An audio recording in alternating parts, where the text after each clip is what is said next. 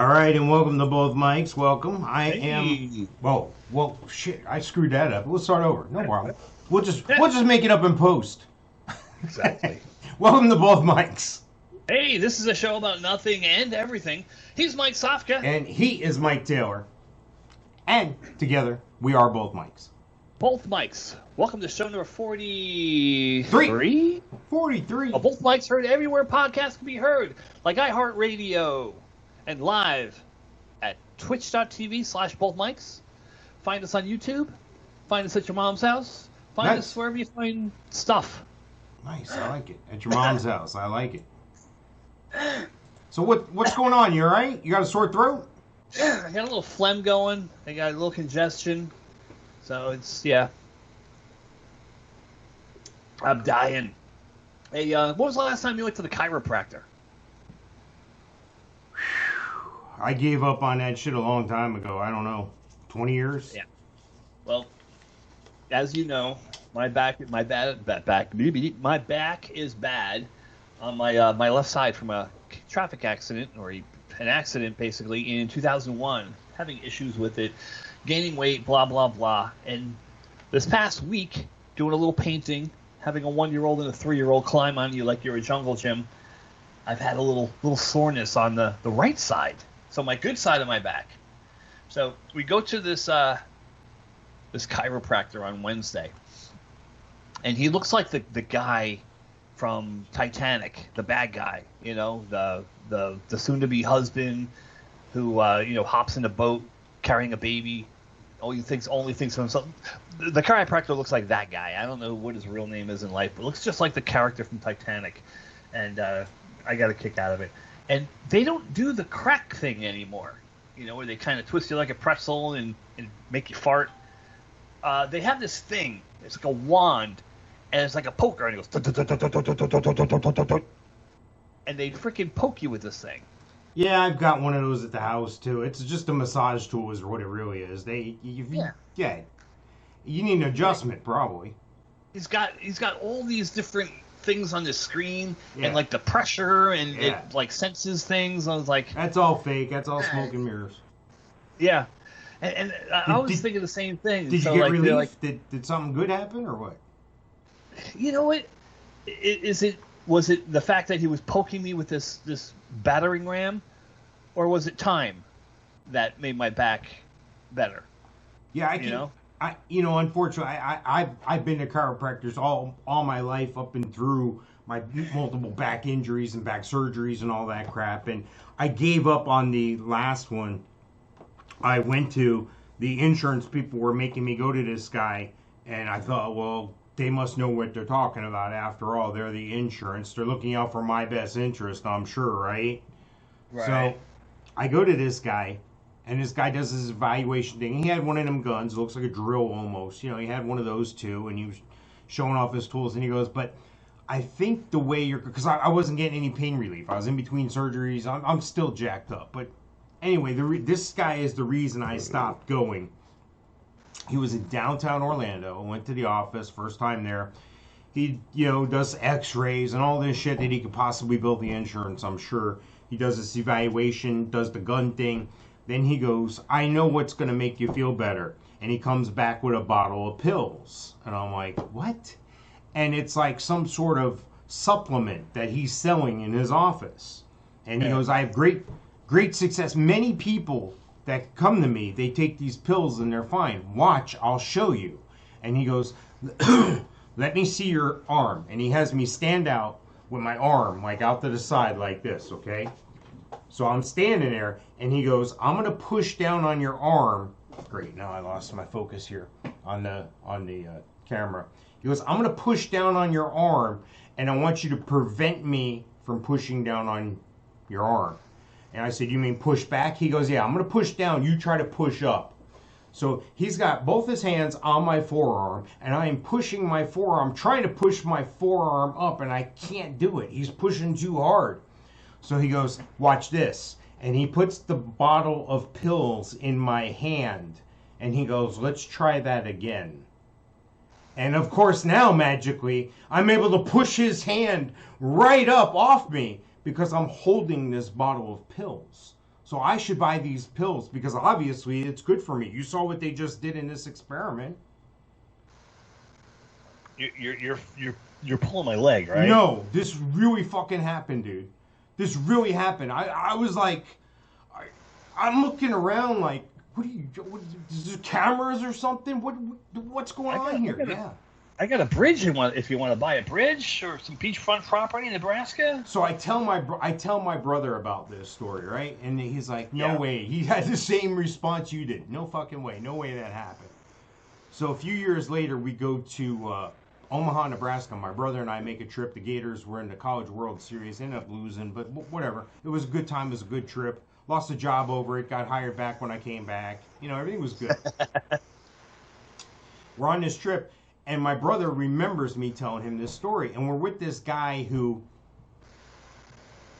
let's say he's a little bit suspect in my mind's eye as far as the intellect level. I'm just going to leave it at that. I doubt he's watching, but I just don't want to, look for trouble here. Anyway, they're selling like the booths and the concessions and everything that were outside this place. The next day, a lot of them were packing up and leaving, and a couple of them were still open, and they're selling stuff. And it's not just all College World Series stuff.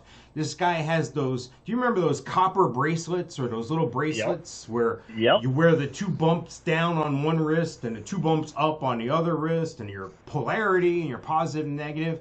So this guy has this exchange with this vendor about those things, and he does the exact same friggin' trick. I was taking pictures of it where he did the arm thing with, oh, you can't push up your arm. Now put this bracelet on. Oh, look, you can push up my arm there. Yeah, buddy.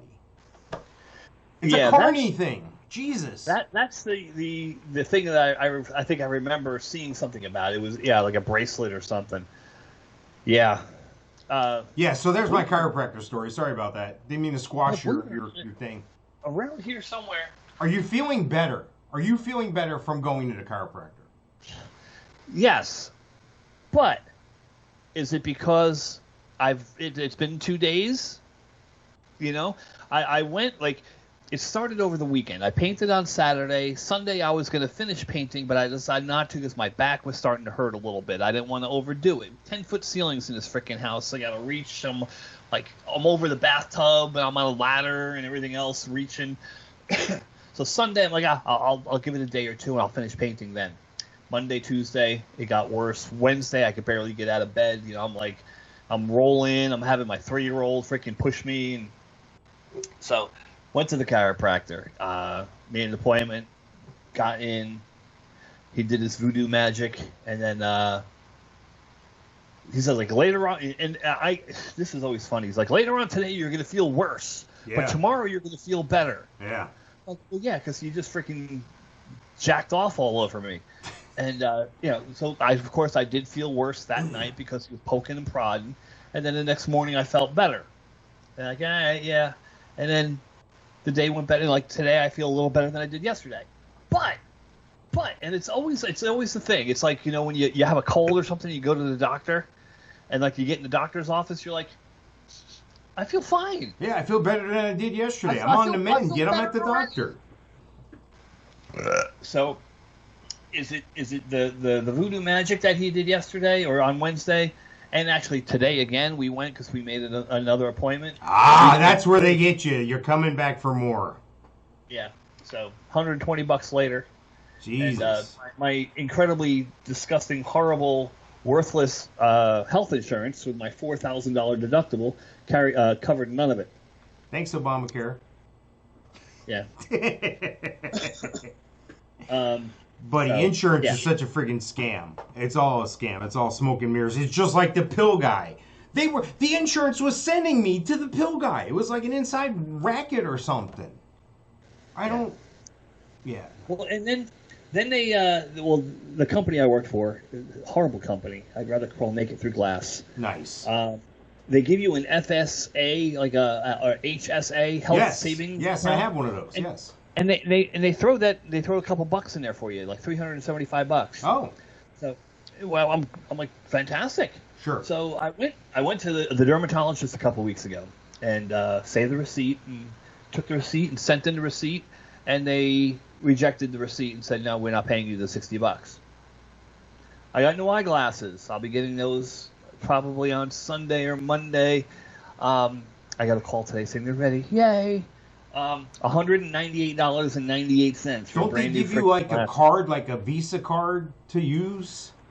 Yeah, no. Oh no! See, that's the only way to do it. Because I can be buying cough syrup in the store. As long as I have this, it works on anything I determine to be for my health need, prescription, copays, stuff like that. Yeah. Yeah.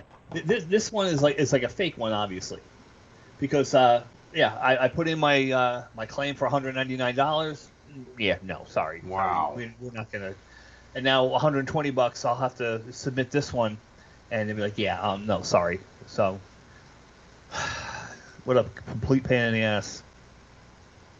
Wow. Not fun. All right, I think it's time for our alien update. Uh-oh. Bug-looking alien! Where? Warning! Alien approaching! Warning! Biophysical experiments extremely dangerous to Earth people! It's a pretty good robot. He's a little bit of an alien, too. But I think he's an alien. You could be an alien robot, right? Like, not all robots are domestic. I computed the aliens. They are capable of sinister and dangerous acts. You weird alien man!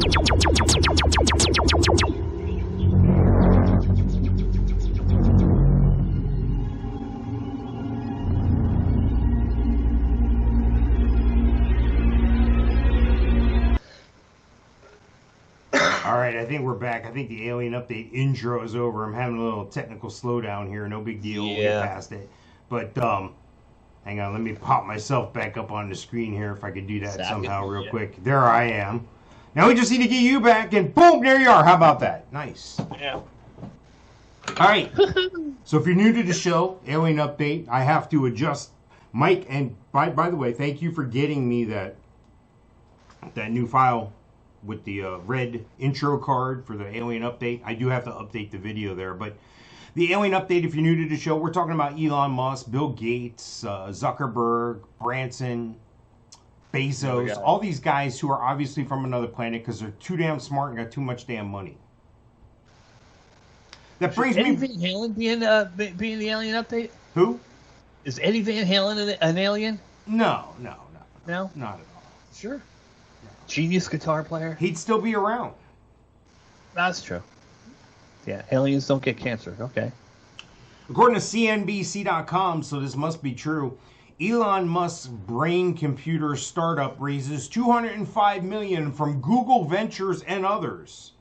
So Musk is now using other people's money again for his brain interface company, Neuralink. We talked about this before, but now these investors, Peter Thiel's Founders Fund, OpenAI CEO Sam Altman, and Google Ventures,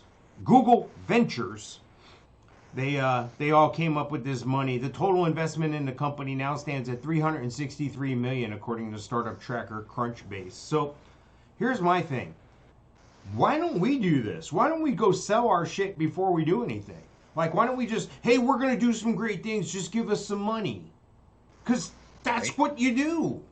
Yeah, that's what Bezos did, right? He freaking pandered to the government. Government gave him all kinds of money, and then he went ahead and blew it on who knows what, because he got nothing out of it. Was it years ago? Well, a lot of people aren't aware of this, but Musk is responsible for that Starlink. You know what the Starlink is. We talked about that on the show. There's series of chains of satellites, 60 at a time or whatever. Yes. At certain points, you can look it up online. You could see where you can see those passing your house. You could do that with the space station as well. But, I don't know now that the Russians bopped it off course from our last show. But anyway, listen. Here's what I'm trying to get at. All right? This guy is super smart. He's obviously an alien. And his alien counterpart is even worse. And I'll get to him in a minute. But this is another one of those things where this guy can do no wrong. Okay? Now, here's the Cybertruck. This is what Tesla's been working on. Crap. Yeah. Remember, it was that bulletproof windshield, and he threw a hammer at the windshield, and it broke at the... He's on stage pitching to these investors, And he breaks the unbreakable windshield with one swipe of a hammer.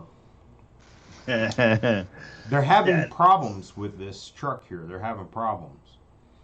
The problem is they're having problems getting the automation to work so they can build more than one at a time. Now, he had a conference call here with a bunch of investors because this thing is costing money. And just like the electric cars, when they first came out, they cost a lot more. And as things get more affordable, as they figure out better, faster, smaller, lighter ways to do things, that's the case. Well, this is what's going on with this Cybertruck. If they started mass production today, these things would be $1 million a piece. That's right. That's how much they would cost to make. $1 million a piece. Here's the thing.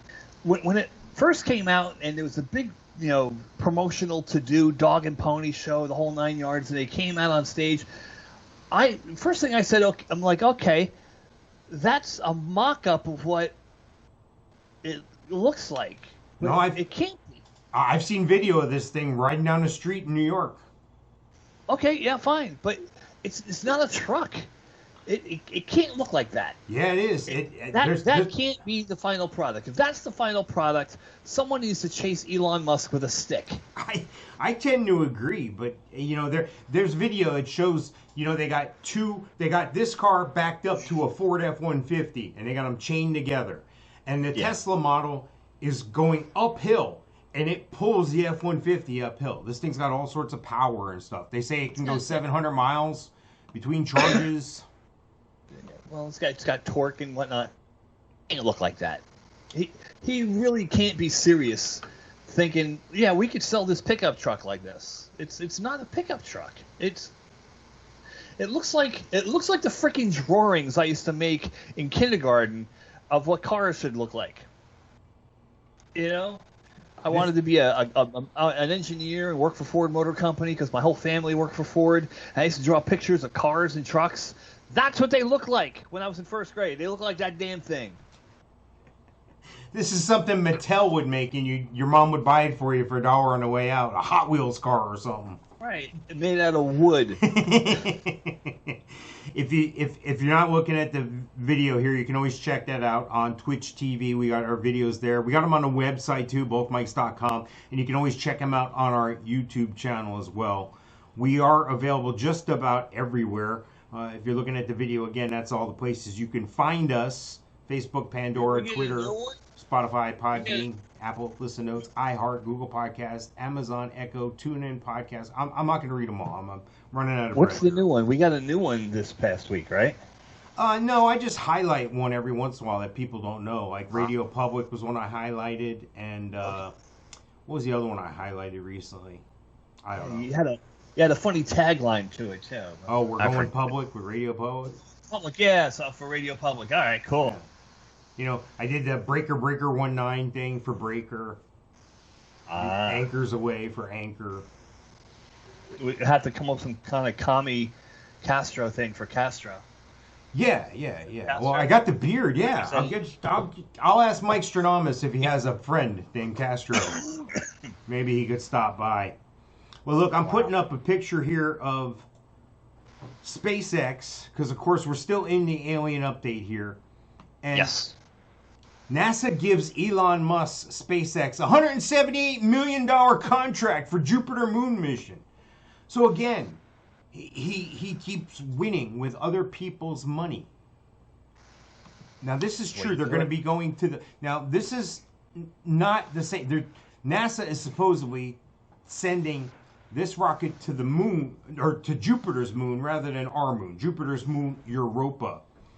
Now, part of the reason they're able to do this with the Falcon 23-story Falcon Heavy, because of the returning rockets, because of those boosters can come back and land on a postage stamp, like you've said before, Mike. That's why he's getting this. They're saying he's saving them about $500 million every time something goes up because of these returnable rockets. Wow, that's amazing. Yeah, and they don't have O-rings that explode, so that's cool. Right? Do you know what? That's a sad thing, because that teacher was on that flight, Christy McAuliffe. Do you remember her? Yeah. Yep. You know what color her eyes were? 86? What color her eyes were? Blue. One blue this way, one blue that way. All right, sorry. Too soon? Oh, God. Too soon. Yeah. Where were you when that happened? In my front yard, in Lakeland, videotaping it. I have live actual videotape that I took, Wow. half-inch VCR tape that I took in my front yard in Lakeland with my grandparents from New Jersey standing beside me. And they were fascinated that they could even see any of it at all.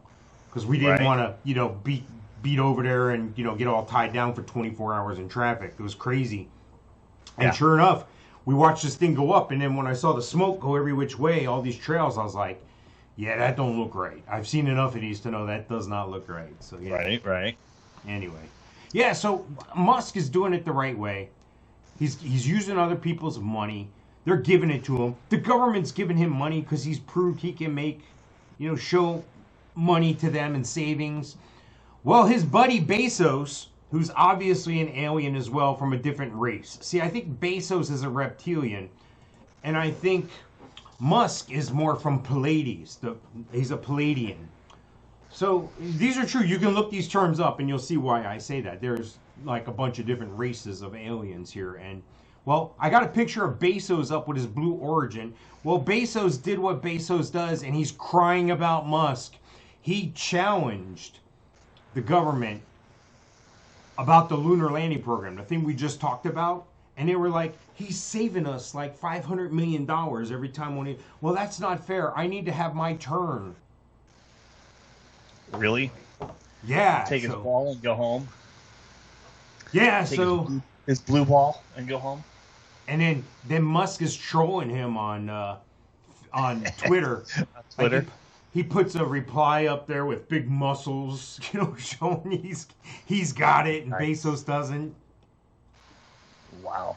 Well, Bezos blew a lot of money and has no return for it. So I could see, the government can't be stupid all the time. So no, I think you're wrong there. I think they're stupid a lot of them, most all the time. But remember, I mean, this has been twice I've almost ripped into the Mike-isms, but those are the first three. Everything's fake. People are stupid and don't trust anybody. I mean, that's what we're dealing with here. Crazy stuff. So there's another SpaceX, and like I said before, Musk is saving $500 million every time a rocket goes up because that's what he does. All right.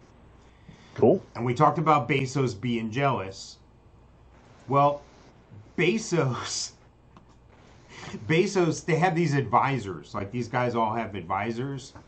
And they've actually gotten together and they've asked Bezos to try to stop copying Elon Musk. It's not doing you any good. People are catching on, you dodo.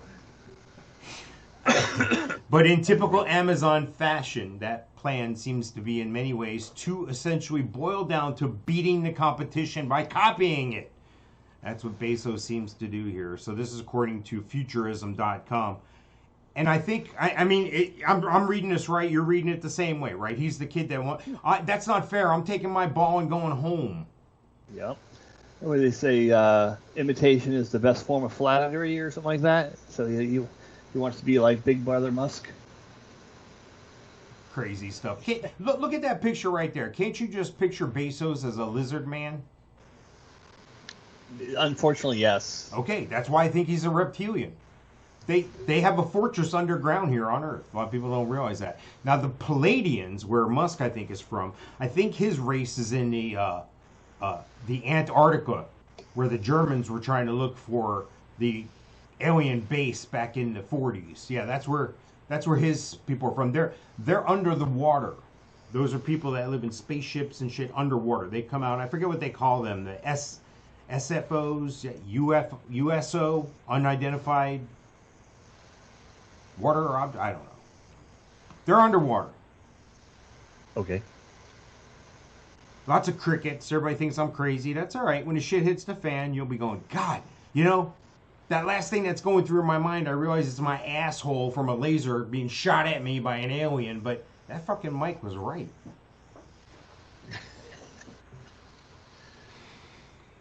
Oh, buddy.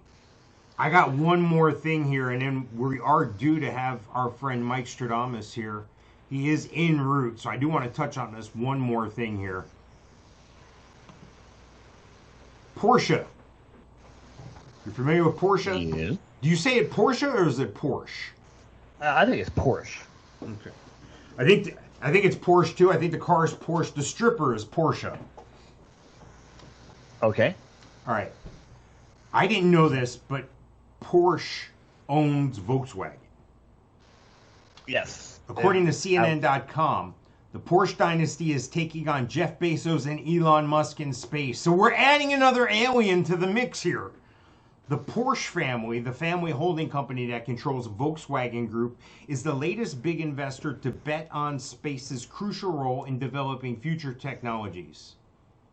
The company, controlled by the Porsche and Piaget family that turned Volkswagen into a global powerhouse, on Wednesday unveiled an investment into Germany's Isar Aerospace, a space startup attempting to rival Bezos' Blue Origin and Musk SpaceX with rocket production and satellite launch services.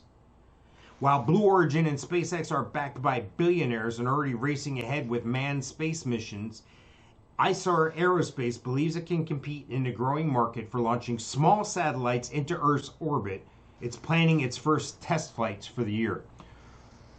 We may need to add a new alien. That picture there on the video is what one of their concept vehicles called that's a Isar Aerospace something. It looks like a Tylenol capsule. It should say Tylenol down the side of it. So this is the new airline industry. This is the explosion of airlines back in the day with TWA and Eastern Airlines and all these other companies. Pan-Am. Yeah. Great, I lost my train of thought. But, yeah. So the Porsche family, which owns Volkswagen, which owns Audi, and a bunch of other car companies all in one. All right, well, you're putting the brakes on the show. Thank God our buddy is pulled up here right now. Uh-oh. You know who we're talking about. My friend Mikestradamus. So I got to go get the door. And I got to get some envelopes. Oh, you have something for him? I have the envelopes right here. All right, hang on a second. I'm going to go get Mikestradamus in the studio. I'll be right back.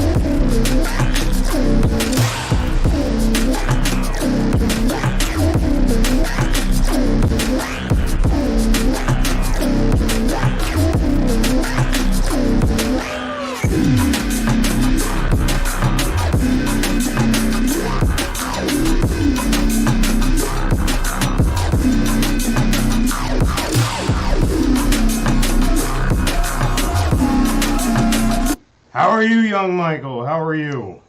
Mucka-lucka-hi, mucka-hiney ho. Mikestradamus. It is good to be here. Ladies and gentlemen, wow. We have a guest from the East. He's the famous safari guide, the all-knowing, the all-seeing, omniscient, and former electronic salesman from the Two Guys in Hackensack. I present to you Mikestradamus. You froze up there, but I'm not used to freezing cold temperatures where I'm from. Welcome, Mikestradamus. We have been waiting for you.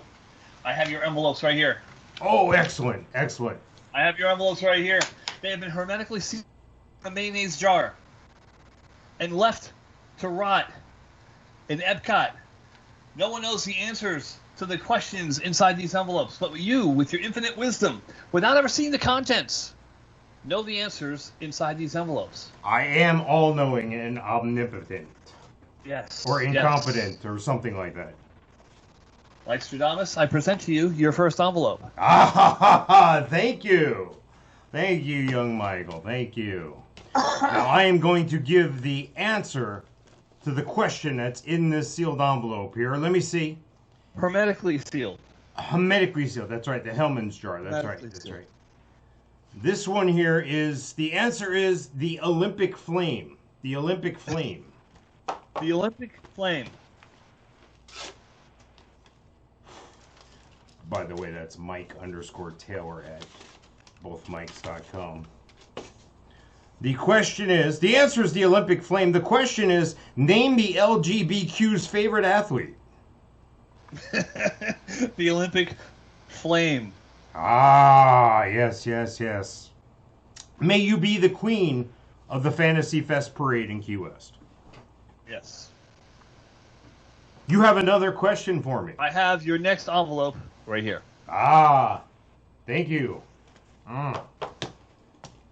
Let's see here. The answer to the question is the Minor Bang Theory. The Minor Bang Theory. The Minor Bang Theory. Again, Mike_Taylor at bothmikes.com. The Minor Bang Theory. Name Jeffrey Epstein's favorite sitcom. The Big Bang, the Minor Bang Theory. May Linda I Lovelace. I get it. May Linda Lovelace attend your next weenie roast. Oh, jeez. Mikestradamus. I have your final envelope. The right final here. envelope. Thank you. Thank you. Thank you. The final envelope. The final. Answer is, well, shit, that didn't work. Well, shit, that didn't work. Exactly. What will my last words be? Now, Michael, I'm going to bid you adieu. May your friend be there. Mikestradamus. May your In friend be there wisdom. when it's time to hold your beer. And don't forget, we need you to put a Both Mics sticker on your magic carpet. I will do that. I will. That is great news. I will discuss it with the intern Karen on the way out. I think she's sweet on me. Ciao. Young Michael, you have a great day.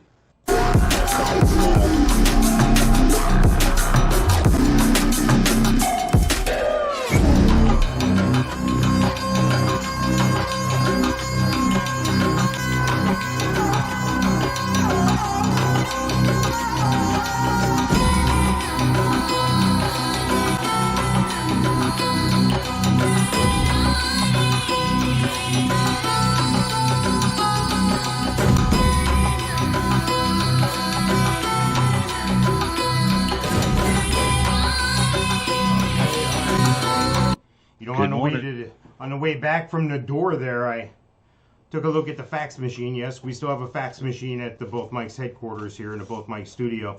And there's a cease and desist from John Morgan. Not surprised. Anyway, hopefully you watched the last show and you understood that joke. The Twitch.tv chat room, is he in there? I don't know. I haven't been in the chat room. I was busy. I'm in the chat room right now. If you go to bothmikes.com while we're live on Friday evenings, you can chat with us in the chat room. Nice. And you can let us know if you want a sticker in the chat room. We'll take care of it. Yes, I like the idea, but what you'll do is you'll get a sticker, and then you take a picture of yourself with that sticker somewhere, and I'll come up with a prize. I'll come up with something nice. Right? We'll dig an old concert T-shirt out of our closet. There you go. Absolutely. I'm going to put up another picture here, and for those of you who are watching as we go, you'll probably be able to identify this. What is that, Mike? That's me frozen. Oh, I was frozen. That is Stonehenge. That would be correct. Ding, ding, ding. You are correct for 100 points. That is Stonehenge. Why am I putting up? Or is that Stonehenge 2? No, I've been to Stonehenge 2 before. Oh yeah, where's that? Texas. I did not know that. Texas. Is it a scaled down version or is it the same size? Yeah, it's a scaled version. I guess I could put a picture on the Facebook page of me and the family at Stonehenge 2 just before we moved to Florida. Wow. Now, what was the inspiration behind? A year. What was the inspiration behind? Hey, they have one over there. We're going to put one here. We need people to stop in this town for no given reason Nice. and throw us a bone. Do you remember the name Yeah. of the place? What's the name of the town? I think it's Ingram. Ingram. Where's that near? Ingram. Dallas, or where's that near? It would be near San Antonio. We took a month. So we're going to work on this tunnel, and they were going to start in 2023. It was going to take 5 years to complete, and this was going to make the surrounding landscape around Stonehenge look nice. Okay. The judge shot this down. Can you hear my audio? I can hear you fine, yeah. Perfect. Okay. Here's the deal. The judge shot this thing down. Why don't they just sell Stonehenge to Disney? Disney has experience with these tunnels. Disney can get shit pushed through, done. They'll even create an income for the surrounding communities. Just sell it to Disney. They'll do it, right? What do you think? Okay. Well, I'm guessing I missed the first part of the conversation. Well, there was What a tunnel? ruling in Who's England. building the There's this tunnel? road called A303, and that's the main road that runs nearest to Stonehenge. And apparently this is a major thoroughfare from people traveling from the southeast and the southwest. Thousands of people use this thoroughfare every day. And now they're saying they wanted to build a tunnel to not ruin the aesthetics of the Stonehenge, yet to create more flow and better traffic. And, you know, they need to expand the highway. So they're going to build a tunnel. So I said, now that a judge has said, yeah, even though you say you're going to build a tunnel, I'm saying you're not. So I said, why don't they just do this and sell it to Disney? Disney will figure it out. Yeah, well, Disney will put a gigantic parking lot there and a monorail and a tram that holds 210 people. And They'll have shows at Stonehenge, like girls dancing on the Stonehenge things, you know? right, then they'll charge you $250 just to see it. I like it. I think it puts... Odd. I got another bee story for you. On our last episode, we talked about the bees, and they're going away. Right. Whoever came up with this idea is like me. I remember a line from the movie Night Shift with Michael Keaton back in the late 80s, where his idea, he's an idea man, and he walked around with a tape recorder all the time and talked about his ideas in the tape recorder. And one of his ideas was to feed live tuna fish mayonnaise to save time. This way you don't have time to open up the can and then whip it together with mayonnaise. So if you just feed the mayonnaise to live tuna fish, that would save everybody time. Well, Great movie. One of the first movies I ever saw on HBO back in, 1980, 81. I love the way he drove freaking Henry Winkler crazy. oh in that yeah, movie. that was great. I like the way they had that bubble top light on the top of the hearse, and he threw a top hat on top of it. Made it look like a Formomobile instead of a friggin' hearse. It was great. Well, according to TheGuardian.com, caffeine may help bumblebees pollinate more effectively, study shows. Really? They're putting bees on crack because they don't have enough bees to make honey. Duh, what's in the honey? The shit you give the bees. So now, are they going to start putting honey? Are you going to have honey drinks instead of coffee in the morning? Right. Where do you find these stories? This is why people listen to us. This is why the 5 listeners we have stick around. Because you won't hear this shit anywhere else. Unreal. I went to our medicine cabinet the other day, and when I was painting, and I took the medicine cabinet off the wall so I can get in the corners and all that stuff. And of course, you empty the medicine cabinet, you find these little prescription bottles from, who knows, 2016, and I wonder if these are any good still. Let me try one. Well, yeah. Besides doing that, I crush them up and snort them now. Perfect. It's more effective. Perfect. Roxy. I like it. So I 2016 expires 2017. I look at it and I'm like, what do I do with these pills? You're supposed to recycle them now and send them to the pharmacy or whatever. Why? So they can redistribute them? I don't know, but you can't flush them, right? Because now like the water system will have like thyroid medicine in it. Do you still have them? No, I flushed them. Nice. So there you go. You've just committed a crime. Thank you. Whatever. Is that a crime? I don't know. I don't know. I was going to say, next time you have a question about whether you should throw medicine out or not, just send it to me. I'll figure it out. Oh, yeah. You know, the Oxy I keep in the medicine cabinet. I have a bottle with one left, just in case I need it. Actually, I might need it for my back tonight. That and a beer will do it. But, yeah. Are you, like... I went to Brenda. I go, do you need these? And she's like, no. And she's like, I'm saving them so that like we can like recycle them properly. I go, well, when's that going to happen? This bottle says 2017 on it. Expires 2017. So I took it upon myself. Down the shitter, flush, away it goes. So with people doing that with all their medicines, what's our water table look like? And then I was like, well, how about the people back in the day, like in Miami or whatever, being busted for coke, and they're shoving like a kilo of coke down the toilet, caffeinated water.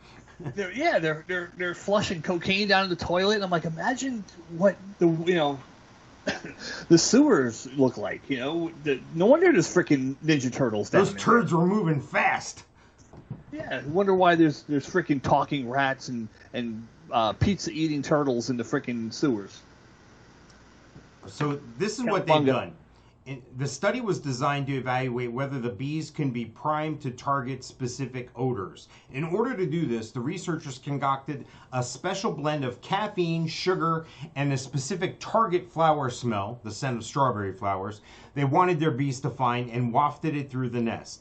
The bees were then let loose in the lab where robotic flowers were either doused in the target odor of the soft, citrusy notes of linalool, a compound not present in strawberry flower. Anyway, they did this test, and they're training the bees on caffeine to do this extra pollination extra fast. It's crazy.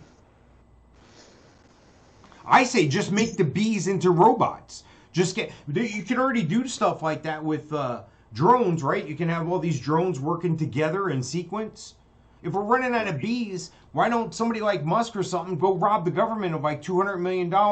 I'll start the company for you, Elon, and you only have to pay me $1 million. You can keep the other 199, and we'll just create some little bee drones and then we'll rent them out.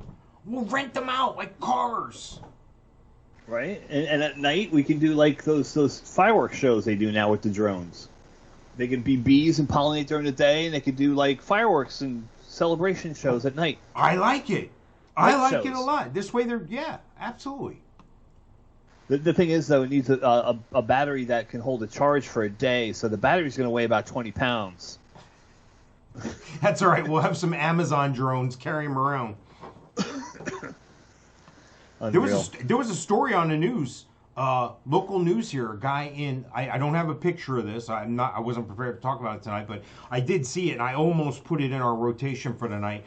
A guy in Lake County. I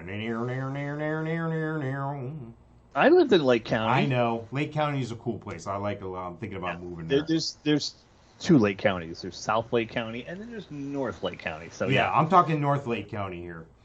Guy in Eustis shoots down sheriff's department drone in his yard. Wow. Apparently, this guy lives like, you can imagine what this guy lives in. He's like a trailer with like the rebel flag hanging and shit all over the yard and stuff, Right. And he's right next to this warehousing complex. And an alarm went off at the warehousing complex. So the police sent the drones, because it's quite a large area. It's like a large mall is what it looks like, this warehousing complex. So they send these drones around, and one of the drones was flying because the warehousing fence line is right next to this guy's fence line. Well, the drone must have crossed over his fence line in that imaginary plane that goes up through the sky, marking his land. I think he thinks that the space above his house is his now. Does that mean a plane can't fly overhead? So he shoots down the drone. So what do? They arrest him. Well, yeah, unlawful discharge of a firearm. He's a felon. He's not supposed to have a gun either. Wow. So he hears this drone. He goes out to the front porch, and he sees the drone, and he goes, I'm going to get my gun.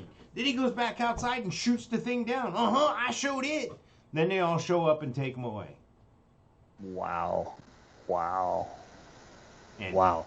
I just thought that was interesting. And I don't think you have domain of the entire space above your house. I mean, within reason, 5 feet above my house, I'm not going to have you put a floating billboard or something over it. But a lot of times you don't even have the mineral rights on what's below it. Right, yeah. So in some aspects you do, some aspects you don't. You might not have the mineral rights below your property. So if they find oil on your property, guess what? They can take it from you. That sounds like the government. Yep. Yep. So, wow. You know, there are 3 things that are the biggest lies in the world. Do you know what those are? The 3 biggest lies in the world? Yes. I'm guessing since we're on this subject that you physically own property? No, that's the part of everything's fake. But the 3 biggest lies in the world, I learned this years ago, and maybe we'll put this up somewhere for people. The one biggest lie is, I'm from the government and I'm here to help. If you hear that, you know it's total bullshit, okay? The other 2 are the checks in the mail and I won't come in your mouth. Anyway.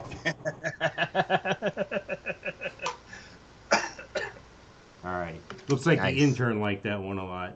No, not getting any good response from the intern on that one. So caffeinated bees, I think that's the way to go. But I think the robotic bees would be better. I like that better. I think it's cleaner. It's more green. Well, and the thing is, like we've discussed in the past, when we were young, and they said, if you could dream it, you can achieve it. Well, yeah, but no, I can't see. But with enough time, if you can dream something, you can come up with it. Like, the technology's there. It just needs to be reduced to the size of a bee, and then, it can happen. Well, sad news this week. There was some deaths. One of them was Dusty Hill from ZZ Top, and the other one was this gentleman here. Do you know who that guy is? Oh, yeah. I don't know his name. Ron Popeil. Yeah, he had an invention. Wasn't he like the toaster oven guy or something? He was the consummate TV pitchman. He was like the first infomercial guy. He was like the first Billy Mays here. He was like that guy. Yeah, before Billy Mays was Billy Mays. Yeah, and before what was the other one? The guy with the German knives. And I don't know his name. Slap Chop. He had the Slap Chopper. It's made in Germany. You know they make good stuff there. God. What else? This guy, Ron Popeil, pimped a food dehydrator. He pimped the egg scrambler. He did Mr. Microphone. Remember that in the 70s? Hey, good looking. We'll be back to pick you up later. Used to have this microphone. That was the 70s? I thought that was the 80s. I can't remember. I was on drugs the whole time. Mr. Microphone. Look, you would drive in your car and you would whip out this microphone with a little thing, and if you tuned your station to your radio to a certain station, your voice would come out over your speakers. And the same thing, we used to have boom boxes, little radios that you would carry around with you, and you'd have the microphone, and you could sing into the microphone, and your voice would come out over the radio. I had no idea that's how it worked. Yeah. Wow. Yeah, and the commercial, they showed this girl walking down the street in her Daisy Duke shorts, and a car pulls up next to her at the red light, and it's a convertible Mustang, and the guy looks at the girl, and she looks at him, and he picks up the microphone. He's like, hey, good looking, we'll be back to pick you up later. I used to have a CB in mine, and there was a jack for auxiliary speaker, and of course I would run it out through the firewall and have a speaker under my hood and drive around and talk on the CB. Be like, kids on mopeds would be going down the street and like, hey, you on the moped, pull over. And these kids would be pulling over thinking I was a cop. And, yeah. See, I've seen this guy's stuff before, and I've seen he had the Vegematic, the Pocket Fisherman, wow. The spray-on hair. Oh, God. The spray-on hair. The Showtime rotisserie and the barbecue. This guy made me want to do this as a job. And every once in a while, when they used to have flea markets, I don't know if they still have flea markets anymore post-COVID, but you'd have a flea market, and there'd be somebody in this flea market with a booth selling knives or some sort of kitchen gadget, and they'd have that wireless headset thing, and they'd be demonstrating and cooking shit and selling shit, and hey, I'm the what's it, like a snake oil salesman type guy selling the product. Yeah, they're at the Home Expo, the Home and Garden Expo. You'll find them there now. The flea markets are gone. The latest one in St. Augustine, gone. He had a couple months ago. He had actually around Christmas time. Ronco Brands was the name of his products. Ronco. Wow. And you may remember phrases like "no muss, no fuss," and my favorite one. But wait, there's more. But wait, there's more. That's right. And set it and forget it. This guy's my hero. 86. Yep, that's the one I remember, was to set it and forget it, and that was like some kind of oven device that he had. It was weird. He was. They even made a joke about him with Dan Aykroyd in '76 on Saturday Night Live with the Bass-O-Matic, the thing you would blend your bass in a blender so you could drink it and not clean it. Funny. The Chop-O-Matic, the Veggie-Matic. Wow. He had an autobiography in 1995 called The Salesman of the Century. 86 years old. Yep. Can't live forever. He says every morning he bought 50 pounds of onions, 50 pounds of carrots, cabbages, as well as 100 pounds of potatoes, and by the end of a 12-hour day, he had sliced and diced through them all. Okay. I know. What do you do with all that shit after you cut it? Now what? Right. I can cut 100 pounds of potatoes. That's great. Now what? Right. There's only so much you can eat. Oh, wait. He had the Popeel pasta maker. My mom had one of those. I remember that. Seriously? She bought... Oh, man. Are you kidding me? She's got the Margaritaville margarita machine. All you have to do is you have to pour in the ice, the tequila, the margarita mix, then you have to hit the button. We got one too. See? Now, does yours have the optional salsa dispenser on the top? Salsa dispenser? Salsa dispenser, so you can have chips and stuff with your margaritas. Oh, you got to get the upgrade. Yeah. The upgrade. You got that, so you have the old one.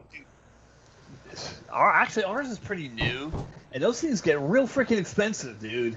I spent a small fortune on this damn thing. I know. And you know what's messed up? Is you go on Facebook Marketplace and put in Margaritaville margarita machine. Yeah. And they're a dime a dozen. Yeah. Yeah. $10. Can get them.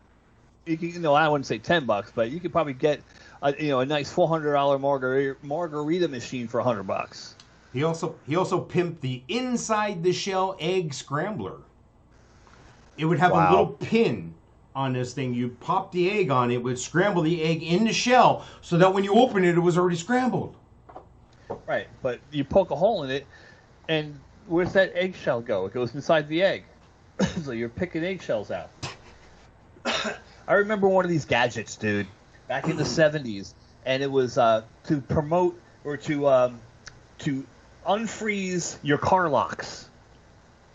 And you took this long hose, which looked like a hose that you just get at Home Depot, and you put it on your tailpipe. And then you walked it around, and it had a little wand and a handle, and you can unfreeze your locks so you can unlock your car. The only problem is that you need to start your car to get the exhaust to come out of the tailpipe so that you can unfreeze your locks. But your car's locked. So... Popeel had an electric food dehydrator for making banana chips, dried apples, and beef jerky. He said, quote, "I love beef jerky, but you can't find good homemade beef jerky." He sold more than $100 million worth of the machine in 2 years. And 3 people used it. Fucking crap. He followed the lead of K-Tel, a company developed by Canadian pitchman Phil Kives.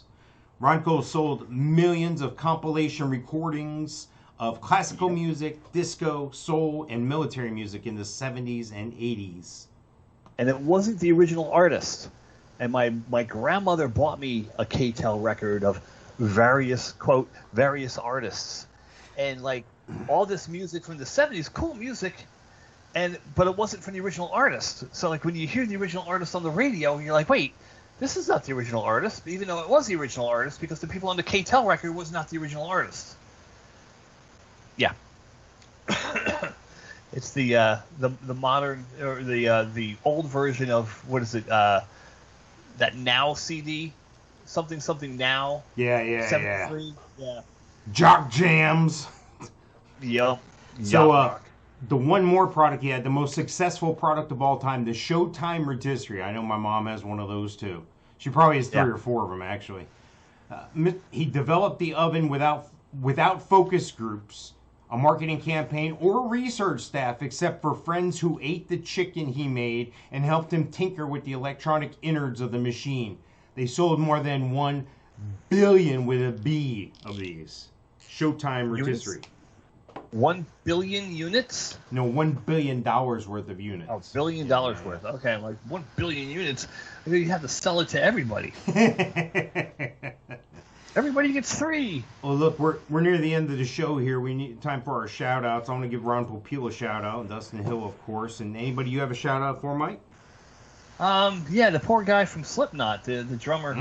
He had a rough life, too, and passed away, I think, yesterday or the day before. So, you know.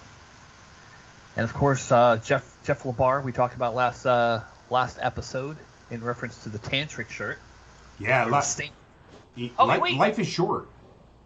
You have a stained shirt on. Okay, Yeah. Why am I thinking I always get stained and tantric confused. No, you're thinking of Days of the New and tantric, maybe. I don't know. Yeah. Stained has, what's his name as a singer? Aaron, Lewis, who's now country. Yes.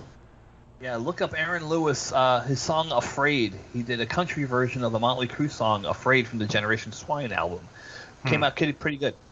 Yeah, I had it confused. Last time we were talking about Jeff LeBar's son, Sebastian LeBar, and Ian Karabi being in Stained. No, they were actually in Tantric. Tantric. I take all that back. I apologize, and fuck you. Nice. All right, we are out of here. We are out of time. I look forward to seeing and talking with everybody next time. See ya. Wouldn't want to be ya.